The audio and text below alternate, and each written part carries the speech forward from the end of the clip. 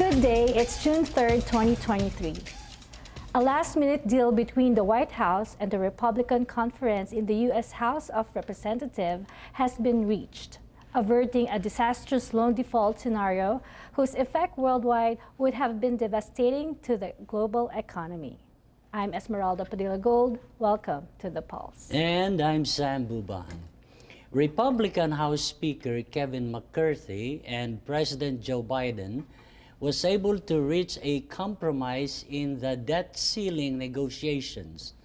Last week, here at The Pulse, we gave you an explainer about this debt ceiling or debt limit legislation that Congress has to pass almost every 2 years in order that the U.S. government can borrow money to pay debts it already incurred. In general, because of budget deficits of the United States government, it had to borrow more money to pay older borrowings of the U.S., like U.S. government bonds worth trillions of dollars held by different banks worldwide that were traded in the bond market. Japan holds more than $1 trillion of these bonds and promissory notes, and China about $855 billion of these bonds and treasury notes. The U.S. government, which was held on a hostage situation by the Republican slim House majority, as described by some fellow Congress members in the Democratic side, is simply unacceptable. That the raising of the debt limit to pay existing debts, money borrowed that the government has already spent long ago, is a constitutional duty of the U.S. Congress to be able to pay what it promised. The last time we had a big raise on our debt limit was during the Trump presidency, where the Democrats approved more than $7 trillion in new borrowings, and the Democrats did not have a problem with it, knowing it was necessary to honor the debts, with the Republicans eager to please then-President Trump slash the corporate taxes from a maximum of 35% on net profit to a flat 21%, resulting in a massive loss of tax revenues. But now that the Republicans are in control of the House and the speakership of Kevin McCarthy, described by many as weak, Congressman McCarthy had to succumb to the unreasonable wishes of his party's ranks in the House, who likes to use this as an opportunity to get their concessions from the Speaker in advancing some of their agenda. The vote was 324 to 117 in favor of the House bill. In the end, as Senate Majority Leader Chuck Schumer, a Democrat from New York, in an effort to calm down some nerves in the Democratic caucus in the House and the Senate, publicly spoke after the deal has been struck and passed in a vote in the House of Representatives to move it through the Senate as quickly as possible. He was also quoted saying, "I support the bipartisan agreement that President Joe Biden has produced with Speaker Kevin McCarthy. Avoiding a default is an absolute imperative." Speaking on the Senate floor, he added, "Nobody is getting everything they want. There's give on both sides. But this agreement is the responsible, prudent, and very necessary way forward." Well, we are out of that cliffhanger situation once more. The only way we can hope not to see the same situation anytime soon is if the Democrats control both chambers of Congress, unlike today where we have a divided Congress, the lower house under Republican control and the Senate under Democratic control. The crowd is starting to pile up in the presidential nomination for the Republican Party for the 2024 election. So, who are now the presidential wannabes in the Republican Party? Well, we have former President Donald Trump, who is running for the third time since 2016. Of course, with one loss in the 2020 election.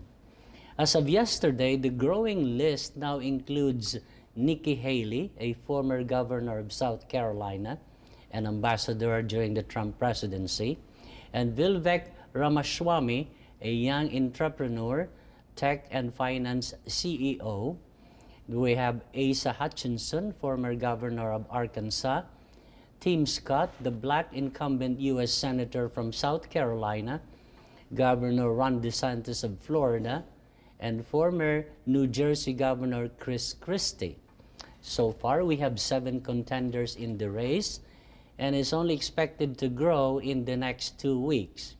Former Vice President Mike Pence and New Hampshire Governor Chris Sununu are yet to announce their candidacy. And when they do, that would bring it to 9 candidates in the primary.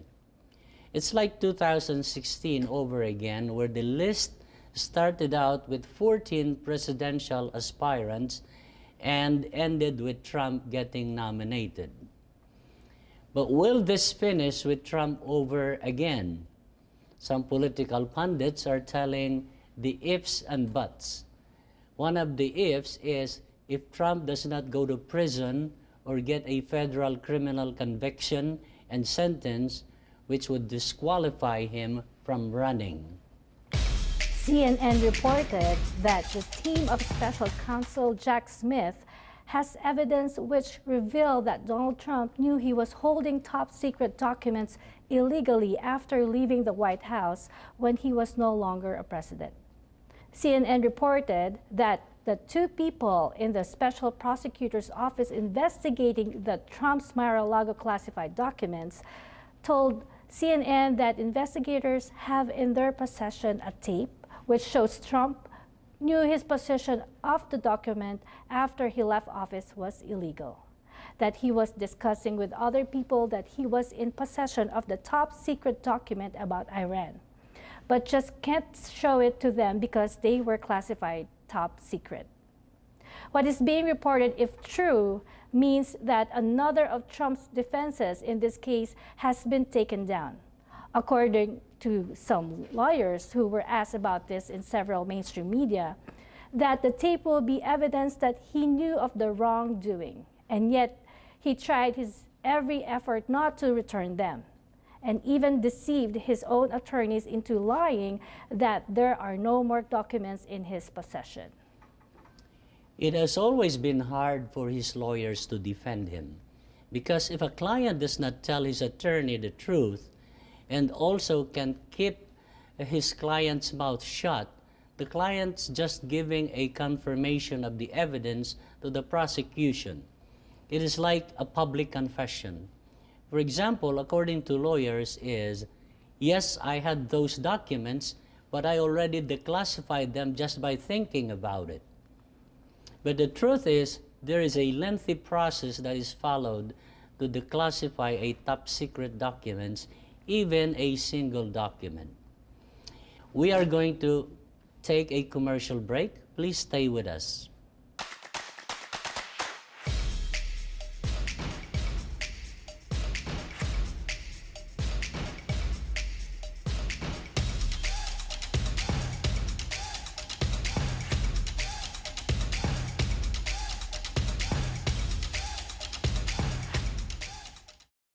Pure Medical Equipment provides top-notch quality medical supply equipment. Whether to rent or buy, Pure Medical Equipment and Supplies has it all. Pure Medical Equipment is committed to serve and give back to Southern Nevada. We deliver medical supplies and rentals to your door.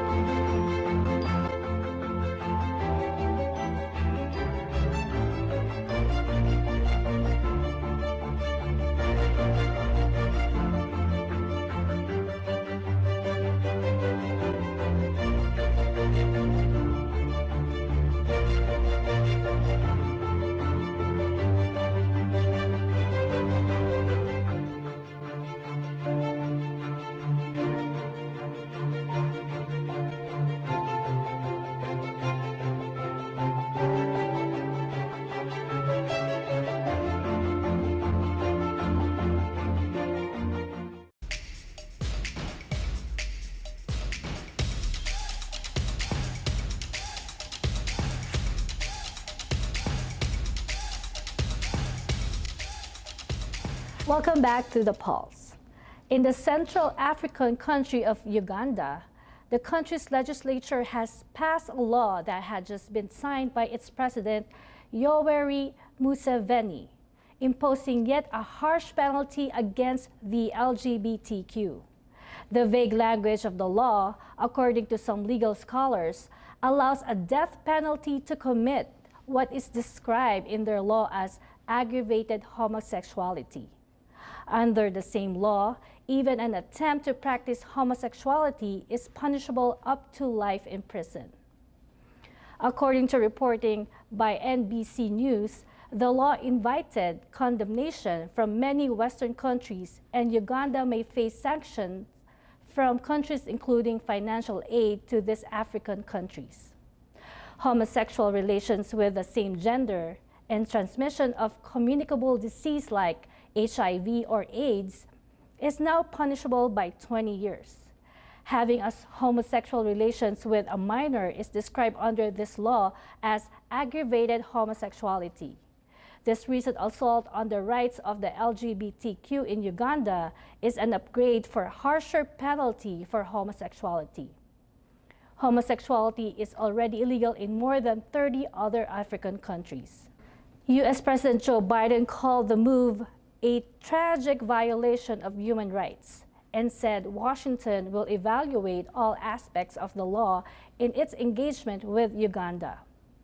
Claire Bayarugaba, a Ugandan rights activist, said the Ugandan president has today legalized state-sponsored homophobia and transphobia, reacting to the President Museveni signing the law to take effect. According to our political researcher here at the Pulse, Joseph Buban, the rise of these augmented attacks against LGBTQ proliferated with the formation of mega churches in Uganda and exported by American white evangelical churches to several countries with their financial support implanting this kind of churches abroad. The same thing is happening in Central and South America, where anti-LGBTQ sentiments is rising, brought about by these evangelical churches.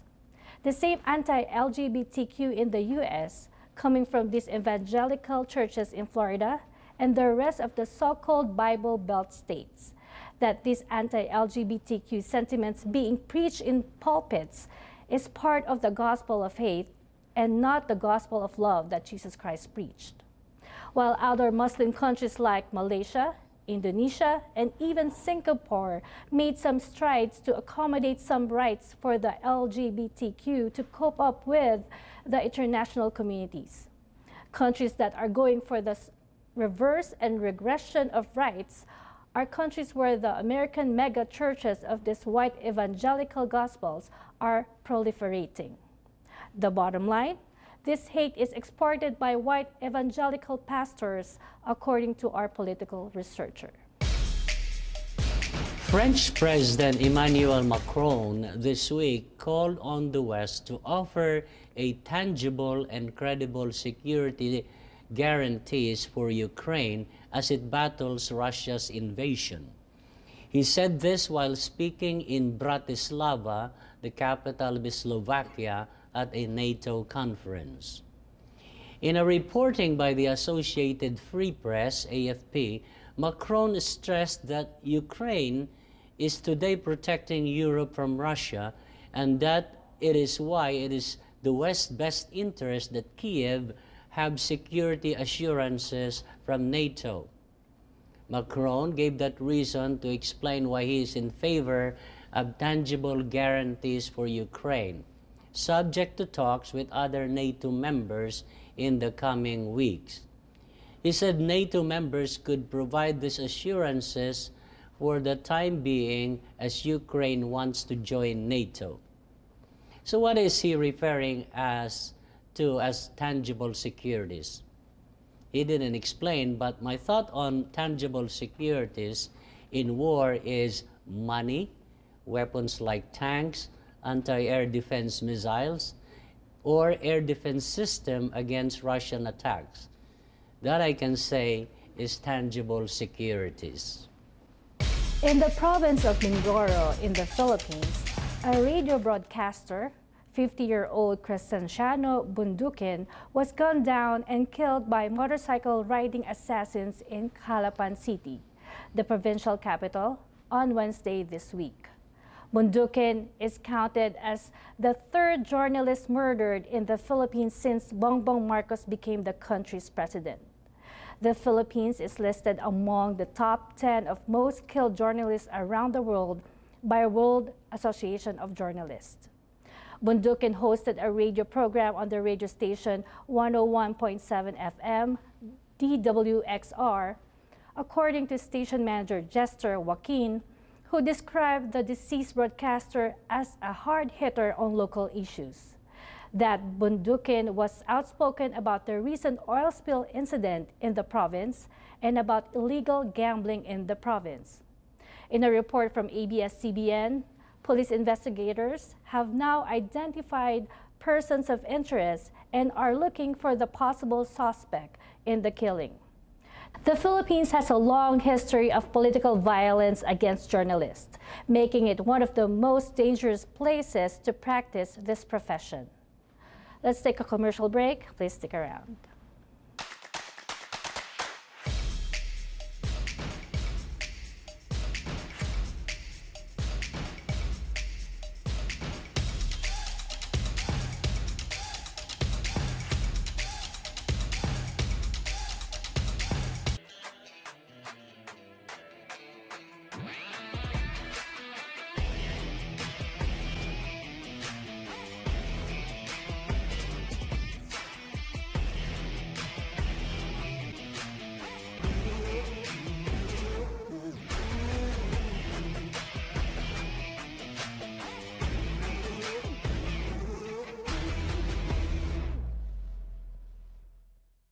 With the many recent changes and focus on immigration law, now more than ever is the time to seek the help you need from an attorney you can trust.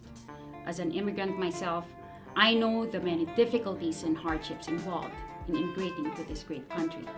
With more than 10 years of experience in handling immigration cases, our firm can provide the necessary answers and solutions to your needs.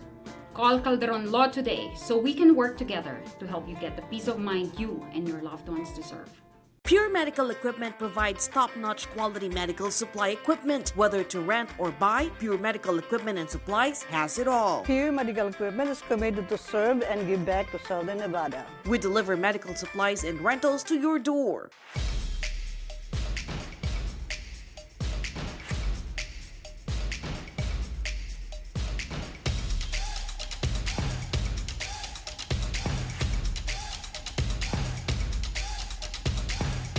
Welcome back to The Pulse. In Oklahoma, the state Supreme Court, in a vote of 6-3, struck down two anti-abortion laws in the state as unconstitutional. Senate Bill 1603 and House Bill 4327. However, the 1910 Oklahoma law limiting abortion is still in place. According to a report by the Associated Press, the abortion ban is unconstitutional because it requires a medical emergency before a doctor can perform an abortion. The court said that the recent ruling conflicts with another ruling the court issued in March. That ruling found that the Oklahoma Constitution provides an inherent right of a woman to terminate pregnancy when necessary to save her life. The law struck down Wednesday this week includes a civil enforcement mechanism that allowed to sue someone who performed or helped someone perform an abortion. State Attorney General Gentner Drummond said in a statement that in spite of the ruling by the court on SB 1603 and HB 4327, abortion is still illegal in Oklahoma, except for circumstances mentioned in the 1910 statutes. In the state of Nevada, the state legislature will end its 120-day legally mandated session for the year on June 5th. Republican Governor Joe Lombardo struck a deal with the Democratic legislative leaders averting budget crisis by a possible governor's veto on budget bill and state programs that the Democratic-controlled legislature had in the bills. It was an acceptable compromise to the State Assembly and State Senate, which are both controlled by the Democrats. Governor Lombardo signed off on two major bills and a pair of high-profile school safety measures. The bill signing followed days of heated negotiations between the governor and legislative leaders. The two budget measures include SB 503, which is the K-12 education funding bill, which distributes $11.2 billion to the state's kindergarten to 12th grade funding formula, with a historic $2 billion increase to education spending, and SB 504, which authorizes a record $10.8 billion for Nevada Medicaid. Democratic leaders said that the deal was struck after a compromise. One of them has something to do with the governor's wishes for a more stringent disciplinary action on students who violently attack school teachers and staff. There are two versions of the bill for this, one sponsored by the Assembly Democrats and another sponsored by Lombardo's office. Both bills substantially overhaul the state's restorative justice law, which makes it easier for teachers and administrators to suspend or expel disruptive or violent students under certain circumstances. These two compromise bills was passed through the Senate in a vote of 20-1 Wednesday night. We are going to take a short break. Please stay with us.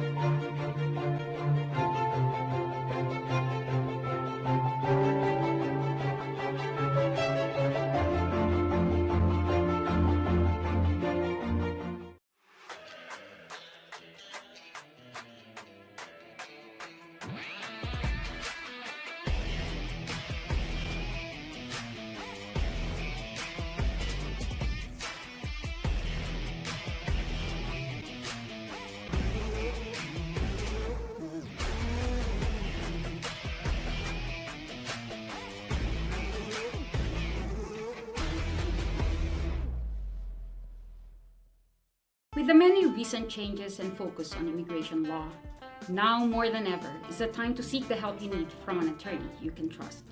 As an immigrant myself, I know the many difficulties and hardships involved in immigrating to this great country. With more than 10 years of experience in handling immigration cases, our firm can provide the necessary answers and solutions to your needs. Call Calderon Law today so we can work together to help you get the peace of mind you and your loved ones deserve.